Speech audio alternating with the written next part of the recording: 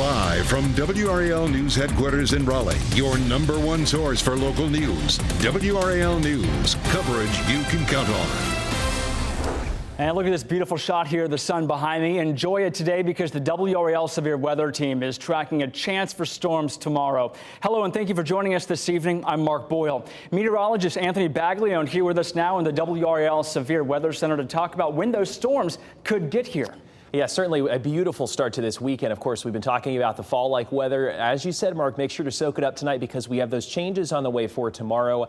That's going to be our next storm system here. Most of the first half of the day tomorrow should have no issues and should be nice and dry. It's once we head into the afternoon and evening where we could get some showers and storms. None of those will be severe, and it's a pretty quick-hitting system. It should be out of here by the time we head into our Monday morning commute. Let's go through Futurecast. You can see tomorrow morning we are looking good. You can rest easy tonight. But the rain starts to push in. I think as we head into the early parts of the afternoon, 2, 3 o'clock, 4 o'clock or so, we'll watch for off and on showers and storms pushing through. 6 o'clock, this particular model has most of this out of here. I think we will hold on to that coverage a little bit longer than what this is advertising, though. 10 o'clock, you can see still some scattered storms around for us, so just plan for that here as we head again into our Sunday afternoon and evening. There's a good summary for you. Starting off nice and dry tomorrow morning, we'll see the clouds on the increase, and then we bump those rain chances up to about 70% chance tomorrow afternoon. So if you have any plans, certainly pay very close attention here to the forecast. We will talk about this storm system, though, in detail here, plus look at the tropics where we have multiple systems that we're watching, Mark, here in just a few minutes. A wet evening tomorrow. All right, Anthony, thank you. Breaking tonight, police in Raleigh are investigating after someone found a body outside of a McDonald's. The investigation happening right near the Crabtree Valley Mall on Blue Ridge Road. WRAL's Carly Haynes joining us now there live to tell us what's going on with this investigation. That's a really busy area this time of night. Very busy area, especially on a Saturday. Not only is there a restaurant, but there's also a trail nearby. The scene is now clear, but just a few hours ago, there was caution tape marking off a part of the parking lot where the body was found. We saw Raleigh police, a medical examiner, and forensics all here. They're taking pictures of the inside of a car. And the McDonald's drive-thru is now back open. We've seen quite a few people come by in and out of the restaurant. We've also seen cyclists using the trail nearby. We spoke to one of those cyclists who said he rides through here a couple times a week. He said he was taken off guard when he heard there was a body found here just hours earlier. Generally, it's pretty safe. That scenario, I don't really run into problems with anybody around here, so it was very surprising to me. He also did tell us that it won't change how frequently he rides on this trail. We still don't know the cause or who the victim was, but Raleigh police are telling us that they are currently not seeking a suspect. Mark. Carly Haynes live for us tonight in Raleigh. Thank you. Police in Southern Pines are investigating a death there. The department says officers responded to Canterbury Road for a report of someone who is emotionally distressed. When police and EMS tried to take the person to treatment, they say he ran away. The department says he then jumped into the lake and drowned. An officer and another person in the area tried to save him but couldn't. Police have identified him as Philip House. Roanoke Rapids police arrested a woman they say stabbed someone multiple times in front of a child. Sabrina Carr is charged with attempted murder and child abuse. Officers say Carr's child was in the area during the stabbing but was not hurt. Authorities did not release the name of the victim in this case, but did say it is in the hospital. The person is in the hospital in stable condition. Carr is due in court on September 28th. We now know the name of a man shot and killed in Durham this morning. Police identified him as 30-year-old Aaron Parker. The shooting happened near NC 54 and NC 55 at that intersection just before 2 a.m. When police got to the scene, they couldn't find the victim. Witnesses say he was loaded into a car which drove off. He was later dropped off at the hospital where he died. A woman died Saturday morning after she was hit by a car while walking on a highway. This happened along US 70 West in Goldsboro. Authorities say April Underhill was walking near one of the lanes with her husband. He was not hurt in the incident. The driver did stay at the scene and cooperated with authorities there. Police did not release her name, and they say she will not be charged. Governor Cooper is denouncing what he calls a backroom deal that will remove casinos and Medicaid expansion from North Carolina from the proposed new budget. Here's the information we know. Republican political operative Dallas Woodhouse posted on social media that House GOP members were meeting this morning by phone to discuss budget issues. Governor Cooper posted his response on X, which used to be Twitter. It reads, GOP demand for passage of their backroom casino deal in exchange for a state budget and Medicaid expansion is the most brutally dishonest legislative scheme I've seen in my 3+ decades. People are right now to be suspicious, he goes on to say. Something has a grip on Republican leaders, and it's not the people of North Carolina. Durham city manager is proposing a one-time bonus for city employees. This comes after Durham sanitation workers went on strike earlier this month for a week. Those workers were asking for a cost of living increase and $5,000 bonuses.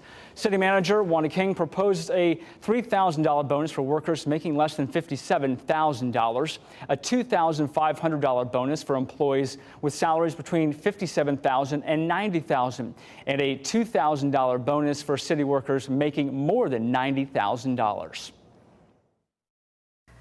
As a longtime city employee, it has always been important to me that we fairly pay our employees.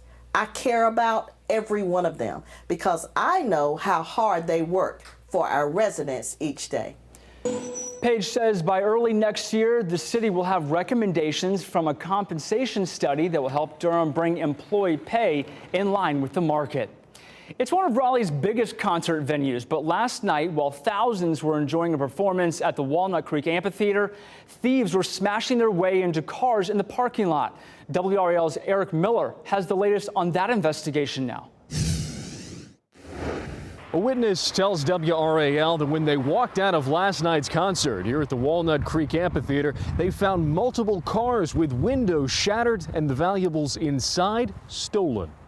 Raleigh police say they got the call at 10:46. That's when the packed house for the Leonard Skinner and ZZ Top concert was just letting out. 5 cars total were broken into in the parking lot. RPD confirms valuables inside were stolen, but didn't provide any further details. The thefts come as Raleigh and Durham have seen a rash of car break-ins, especially in apartment parking garages over the last several months. RPD says they're continuing to investigate the break-ins at Walnut Creek Amphitheater and are asking anyone with information to come forward. Eric Miller, WRAL News, Raleigh. And we have reached out to the Walnut Creek Amphitheater to ask about security measures taken during the concert. So far, we have not heard back. Fayetteville police are asking for your help in finding an 11-year-old boy. The department says Stacy McCrory has been missing since around 8 o'clock last night. He was last seen at the playground at Hyde Place wearing a black T-shirt, jogging pants, and Nike shoes. Anyone with information about his whereabouts is asked to call police. Also in Cumberland County, authorities are searching for a missing and endangered 14-year-old. Samir Scott was last seen yesterday near Westover High School. He was wearing a black shirt, black pants, blue socks, and black and white Jordans at the time. Authorities consider Scott endangered because of his medical condition. You are asked to call the sheriff's office if you can help in either of these cases. 2 of the big 3 American automakers are laying off employees as a result of the United Auto Workers strike. Ford and GM announced 2,600 union workers will be let go as a ripple effect of what's happening right now. The UAW strike is targeting 3 major assembly plants, 1 for each of the automakers. The union criticized the layoffs and threatened to expand the strike to additional plants. The DOT needs volunteers to help clean up the state this month.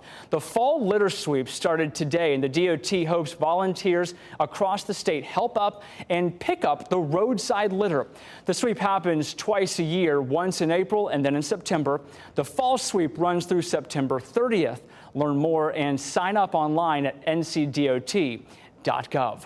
This morning, people came out to walk, run in an effort to fight childhood cancer. Ahead, how much money this event was able to raise and how many people decided to be part of it.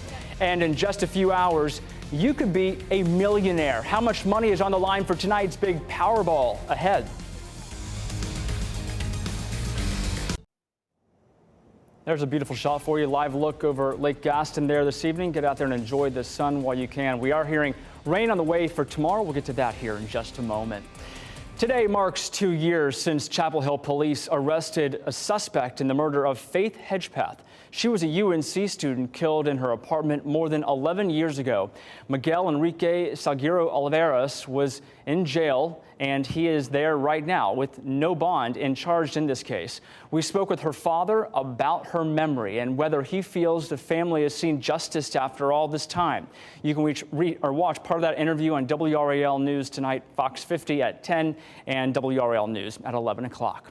More than 1,000 people either walked or ran in South Raleigh today to fight childhood cancer. Today's event raised about $180,000 for the not-for-profit St. Jude Children's Research Hospital. WRAL is a proud community partner there. 5 on Your Side's Keely Arthur was there to host this morning. The event drew a mix of supporters, survivors, and people who've lost loved ones to childhood cancer. Survivor Julianne Capps says she wouldn't be here today if it weren't for the incredible work at St. Jude. So when I was 5 years old, I was diagnosed with acute lymphoblastic leukemia, which is the most common form of childhood cancer. And I was sent to St. Jude, luckily, for my treatment back in 1984. When St. Jude opened their doors in 1962, just 22 years before I was diagnosed, the survival rate for that type of cancer was only 4%. So 96 out of 100 children who are diagnosed with the most common form of childhood cancer did not make it. Now, today, because of the work that St. Jude has done just a short 61 years later, that survival rate is over 94%. St. Jude Children's Research Hospital is in Memphis, Tennessee. They freely share their research and medical breakthroughs, which have a direct impact in the fight against childhood cancer right here in the Triangle. Today in Wilson, there was an event to raise awareness about the second deadliest kind of cancer in men, prostate cancer. September is Prostate Cancer Awareness Month. UNC Men's Health hosted a panel discussion and provided free screenings at Jackson Chapel First Missionary Baptist Church. Medical experts say early detection is absolutely critical with prostate cancer. 30,000 men per year die from prostate cancer.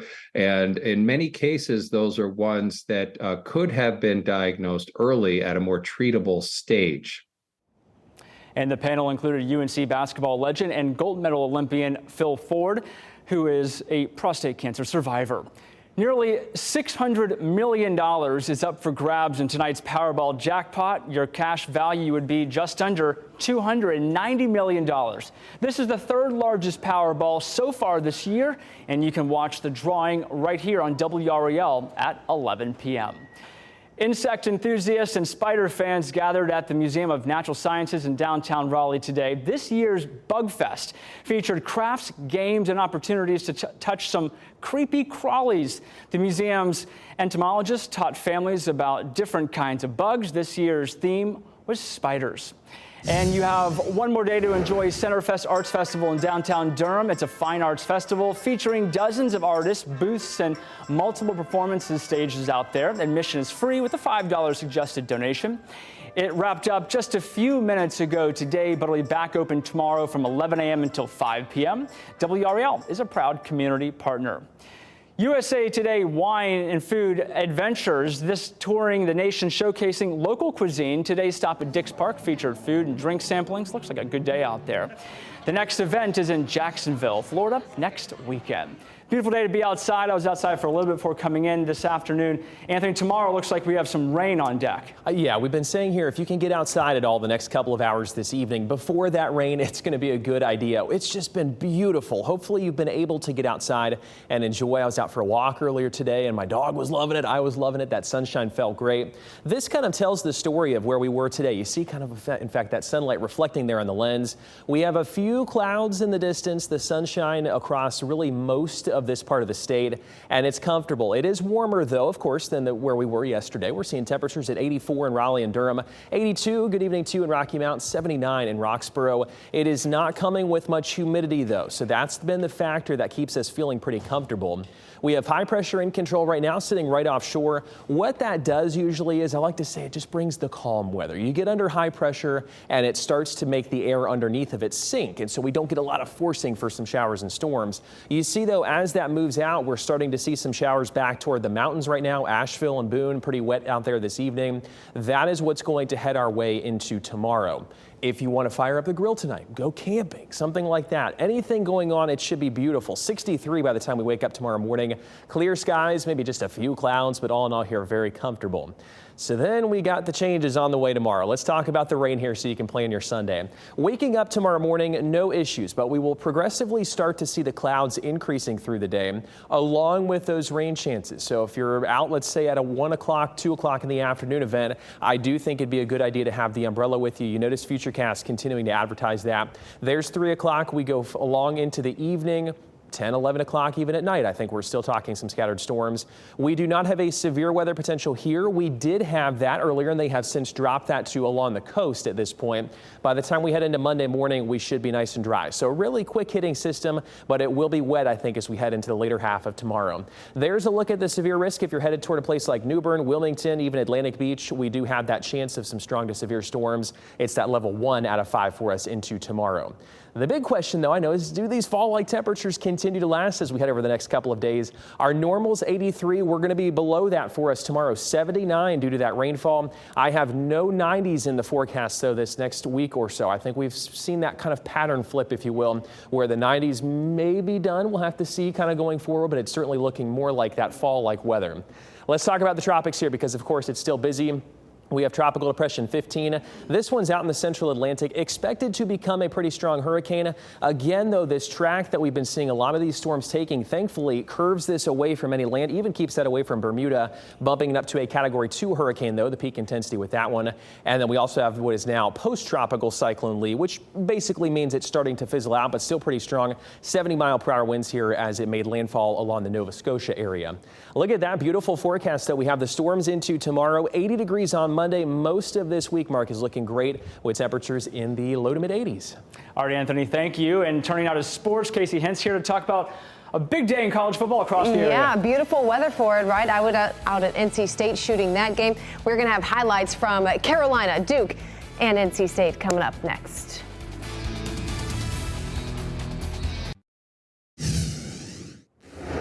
Well, among the questions coming into the season for North Carolina was its run game, and they've seemed to find the answer to that in big part thanks to Cleveland's own Armarian Hampton, who enters the week ranked 4th in the FBS in rushing yards. That means Drake May's numbers are down just a bit, but for him, you know what? It's all about winning.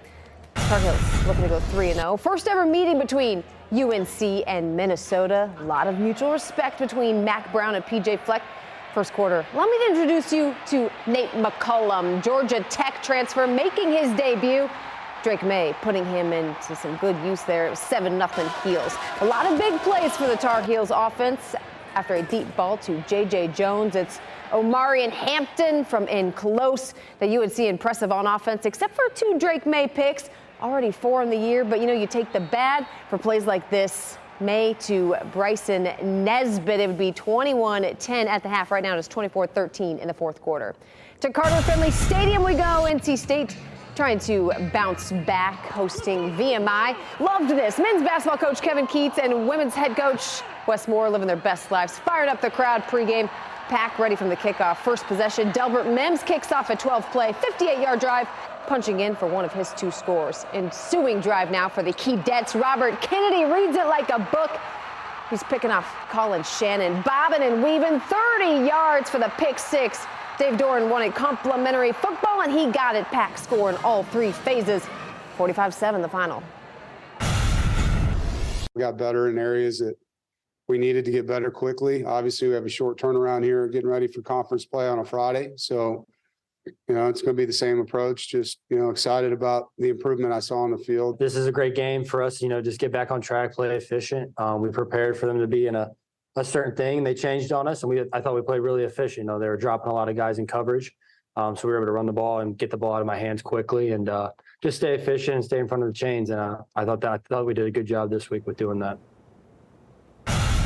Number 21 Duke looking to start 3-0 for the second year in a row. Fairmont's Jordan Waters, fresh off a career outing last week. He rushes for 2 touchdowns in the first half, including this 24-yard scamper for the 7-0 Blue Devil lead. Riley Leonard led all Duke players in rushing in the first half thanks to this 33-yard quake down the field that eclipsed 1,000 yards on the ground in his young career. Right now, Duke up big, 38-7 in the fourth quarter. Campbell WRAL trailed Monmouth much of this game, but they took the lead for good in the fourth quarter, pulling out a 45-31 win. And with it, the Camels get their first CAA conference win. All righty, let's take a look at some of the other scores. NC Central out in Cali taking on UCLA. This one's getting out of hand. 38-0 in the second quarter. Virginia State takes down St. Aug's 55-12, and Shaw is down to Bowie State 14-7. Well, after 326 career AAA games with the Bulls, Tristan Gray has been called up to the show. We wish him luck with Tampa Bay. Meanwhile, in Durham, the Bulls and Louisville Bats playing in Game 5 tonight.